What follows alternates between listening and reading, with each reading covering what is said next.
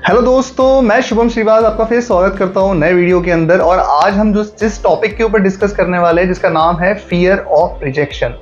ये टॉपिक उन सभी कैंडिडेट के लिए इंपॉर्टेंट है जो इंटरव्यू प्रोसेस में अभी जा रहे हो और आपको लग रहा है कि ये चीज़ें मेरे साथ में भी हो रही है, बिकॉज ये सिनारियो ऑलमोस्ट 80% कैंडिडेट के साथ में होता है जब वो इंटरव्यू में जाते हैं। बट अगर आपको ये चीज़ पहली पता चल जाए कि ये इसलिए हो रहा है तो शायद आप उस चीज़ पर काम करके उस चीज़ को इम्प्रूव कर सकते हो। और वीडियो शुरू होने के पहले अगर आप इस चैनल पर नए हो तो चैनल को सब्सक्राइब जरूर कर देना, बिकॉज हम इस चैनल पे सिर्फ और सिर्फ IT रिलेटेड इंटरव्यूज़ के बारे में, ओपनिंग्स के बारे में, कोर्सेज के बारे में ही डिस्कस करते हैं। कौन सी चीज़ डिमांड में है, कौन सी चीज़ डिमांड में नहीं है। और ये कोई चैनल स्पॉन्सर्ड वीडियोज़ को प्रमोट नहीं करता है, तो प्लीज़ चैनल को सब्सक्राइब जरूर करके रख लेना। अगर आप लिंक्डइन प्लेटफॉर्म पे भी अवेलेबल हो तो वहाँ पे भी आप मुझे फॉलो कर सकते हो। अगर आप इंस्टाग्राम पे भी हो तो वहाँ पे भी आप मुझसे जुड़ सकते हो। आप सब लोगों ने एक चीज हमेशा नोटिस की होंगी, अगर आपकी कम्युनिकेशन स्किल अच्छी भी है तो आपने ये नोटिस किया होगा कि जब कभी आप अकेले में बैठते हो और आप ट्राई करते हो बात करने की तो आप बहुत कॉन्फिडेंटली बात करते हो।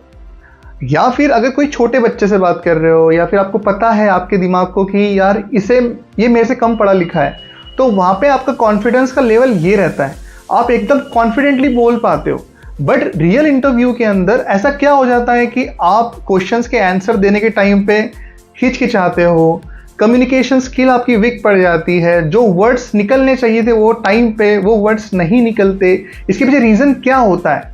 इसके पीछे सबसे बड़ा रीज़न यही होता है कि आप ऑलरेडी सामने वाले पर्सन को ये अपने दिमाग में बिठा के रख लेते हो कि इसे बहुत कुछ पता है ऑलमोस्ट, जो पर्टिकुलर इंटरव्यू के अंदर।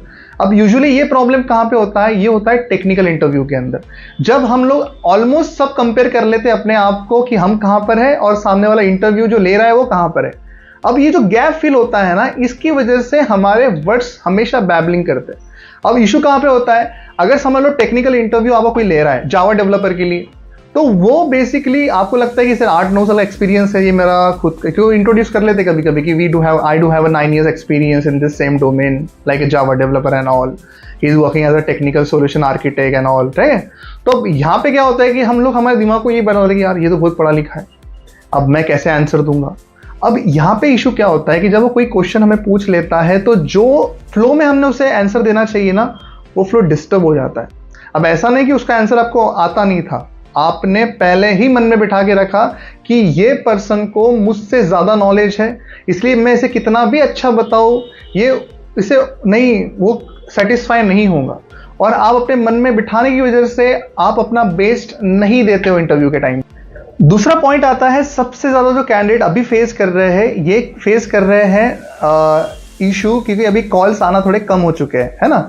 अभी लग रहा है कि ये जो फेज में अभी इंटरव्यू कॉल्स नहीं आ रहे हैं और आपके ऊपर सराउंडिंग का बहुत प्रेशर है, आपके फैमिली की तरफ से आपको कॉल आते रहते हैं, आप पूछते हैं सब लोग कि क्या चल रहा है भाई, कब होगा तेरा प्लेसमेंट, कब कितने टाइम कोर्स को रह गया। तो ये क्या होता है, ये इनडायरेक्टली आपके दिमाग में प्रेशर क्रिएट कर देता है और इंटरव्यूज में इसके इतने गंदे रिपरकशंस आपको फेस करने पड़ते हैं। इसका रिजल्ट क्या होता है बताता हूँ मैं आपको।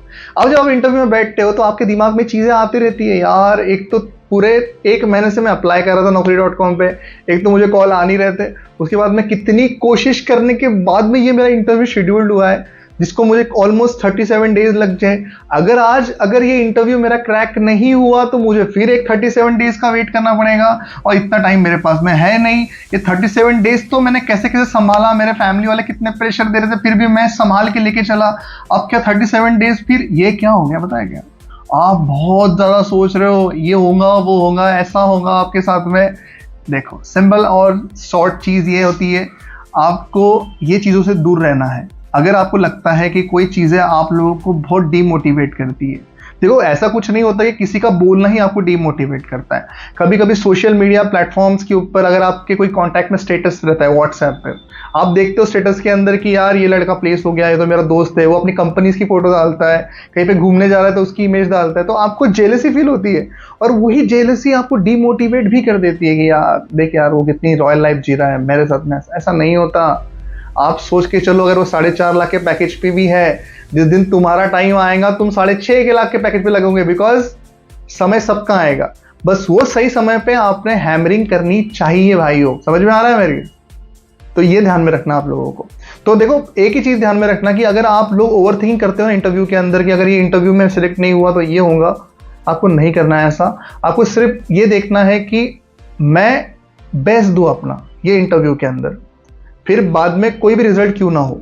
बिकॉज आपको एक चीज समझनी पड़ेगी, अगर आप इंटरव्यूज दे रहे हो कंटिन्यूस, दो तीन इंटरव्यूज आपके हो चुके हैं और आपको लग रहा है कुछ हो नहीं रहा, ऐसा नहीं होता। आपको एक बार इवैल्यूएशन करना है, री इवैल्यूएशन करना है आपके करियर के ऊपर।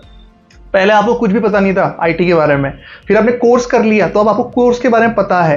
अब आपको इंटरव्यू के बारे में पता नहीं था, अब आपको पता है कि इंटरव्यू में कौन से बेसिक क्वेश्चन पूछे जाते हैं। आपको 2-3 क्वेश्चन के आंसर तो भी आते हैं ना एक इंटरव्यू के बाद में, फिर आप देखोगे सेकंड इंटरव्यू में आपको 4-5 आने लग जाएंगे। इट्स समथिंग कि आप ग्रोथ कर रहे हो, पर वो ग्रेजुअली ग्रोथ है।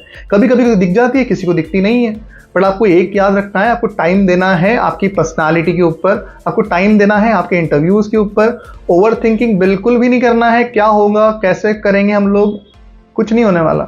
You will get a very good package, लिख के ले लो, बस सिर्फ चीज़ों को छोड़ो मत। बिकॉज जिस दिन भी आप लोगों का नंबर लगेगा भाई तुम तबाही मचा दोगे। समझ में आ रहा है?